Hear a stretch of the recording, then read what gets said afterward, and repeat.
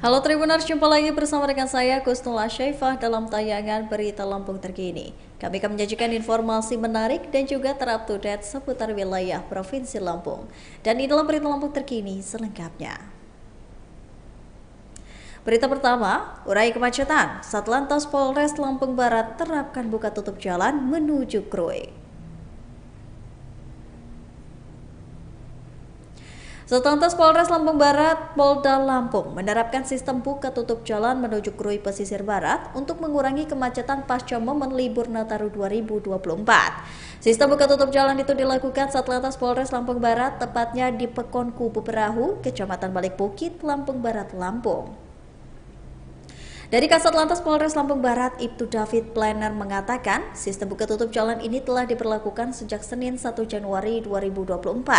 Selain itu, ia menambahkan, kemacetan dipicu karena adanya beberapa titik tanah yang longsor yang ada di Pekon Kubu Perahu.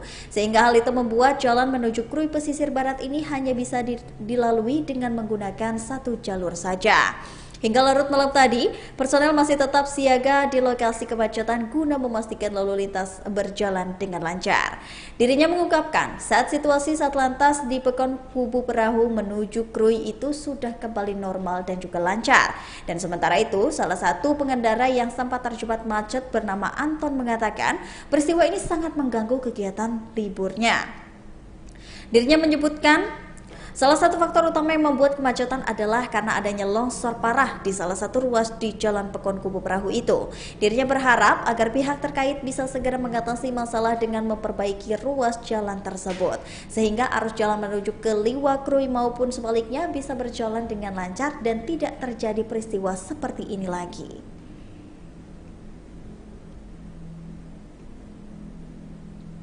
Untuk berita selanjutnya, rumah milik Busroni di dekat stasiun Labuan Ratu Bandar Lampung terbakar.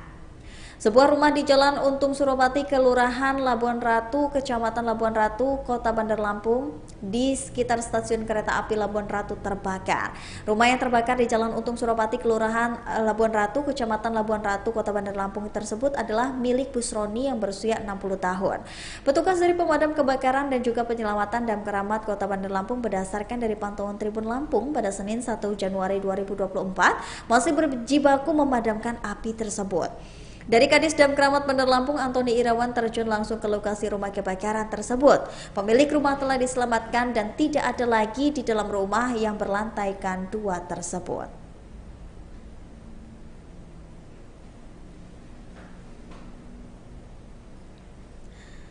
Berita selanjutnya, mobil Kijang LGX terbakar berasal dari Tanggamus, yakni hendak ke Mall Transmart Bandar Lampung. Pemilik dan penumpang mobil Kijang LGX merenungi nasib saat mobilnya terbakar di Jalan Sultan Agung Bandar Lampung. Pengemudi yang penumpang berasal dari Tanggamus berniat liburan awal tahun 2024 hingga akhirnya mobil terbakar di Jalan Sultan Agung Bandar Lampung. Mereka masih terdiam di trotoar di Jalan Sultan Agung Bandar Lampung dekat mobil yang terbakar. Mereka berjumlah 9 orang dengan rincian 6 orang dewasa dan 3 orang lainnya anak-anak. Salah satu penumpang dari Kasih Investigasi Pemadam Dinas Pemadam Kebakaran dan juga Penyelamatan Bandar Lampung, Asmadi, mengatakan mereka berasal dari Tanggamus untuk berlibur di Bandar Lampung. Saat mobil terbakar, posisi mereka hendak mampir ke Mall Transmart Bandar Lampung. Riwayat perjalanan mobil terbakar itu dijelaskan bermula dari Tanggamus ke wisata kolam renang di Jati Agung, Lampung Selatan.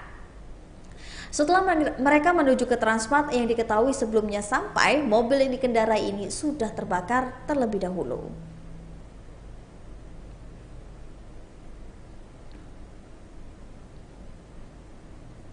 Seorang pengunjung Taman Kehati Mesuji Lampung tenggelam di kolam berenang. Seorang pengunjung Taman Keanekaragaman Hayati atau Kehati Kabupaten Mesuji tenggelam pada Senin 1 Januari 2024. Untuk identitas korban yang tenggelam di Taman Keanekaragaman Hayati atau Kehati Kabupaten Mesuji Lampung sementara ini masih belum diketahui. Sementara ini pastinya korban yang tenggelam di Taman Kehati di Kabupaten Mesuji Lampung itu merupakan seorang laki-laki. Dan dari informasi yang didapat, peristiwa tenggelamnya korban tersebut terjadi sekitar pukul 2 siang. Salah satu pengunjung bernama Nurul pun membenarkan atas terjadinya peristiwa tersebut. Kemudian Nurul mengungkapkan jika korban yang tenggelam di wahana kolam renang itu merupakan seorang laki-laki. Mengenai usianya, ia mengaku belum dapat memperkirakan dan begitu pula mengenai alamat dan identitas korban yang tenggelam tersebut. Dijelaskan oleh Nurul, sampai dengan saat ini korban telah dibawa ke Rumah Sakit Umum Daerah Ragap Begawe Caram. Sebab Nurul mengungkapkan korban belum meninggal dunia dan masih dilakukan perawatan lebih lanjut. Dan lebih lanjut, Nurul juga berpesan kepada masyarakat untuk bisa mengambil pelajaran atas insiden yang telah terjadi agar bisa berhati-hati.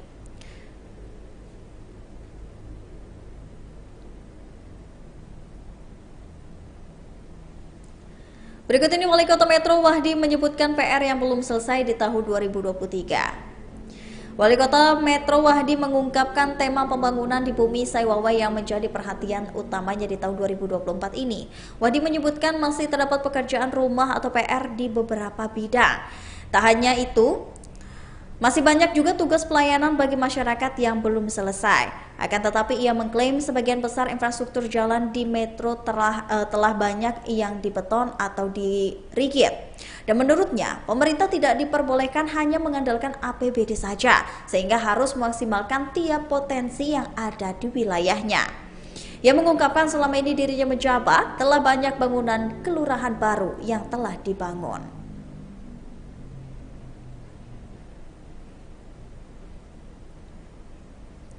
Realisasi identitas kependudukan digital di Pesawaran baru 6% berjalan.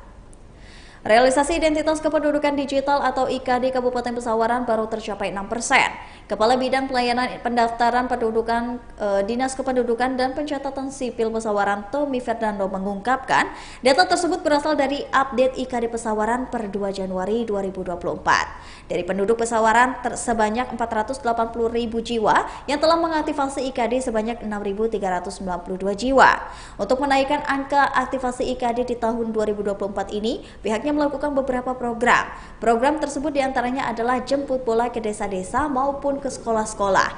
Kemudian dalam waktu depan, Disduk Capil Pesawaran akan melakukan perekaman kepada sekolah-sekolah yang mengajukan permintaan perekaman dalam pembuatan KTP. Dari perekaman dan pembuatan KTP, pihaknya langsung mengaktifasi IKD bagi para pelajar yang sudah memenuhi syarat. Saat ini menurutnya sedang ada kenaikan pada pembuatan KTP bagi masyarakat pemula untuk pemilu dan juga pilkada. Dengan adanya kenaikan dan juga perekaman sekaligus pembuatan IKD, pihaknya pada tahun 2022 lalu telah menambah 2 alat untuk mempermudah pelayanan. Baiklah Tribuners, itulah tadi berita lampu terkini bersama dengan saya Kusnul Asyaifah. Jangan lupa untuk terus saksikan video selengkapnya di YouTube Tribun Lampung News Video, Facebook Tribun Lampung, Instagram Tribun Lampung, dan juga TikTok Tribun Lampung untuk bisa mendapatkan informasi terupdate lainnya. Selamat malam dan sampai jumpa.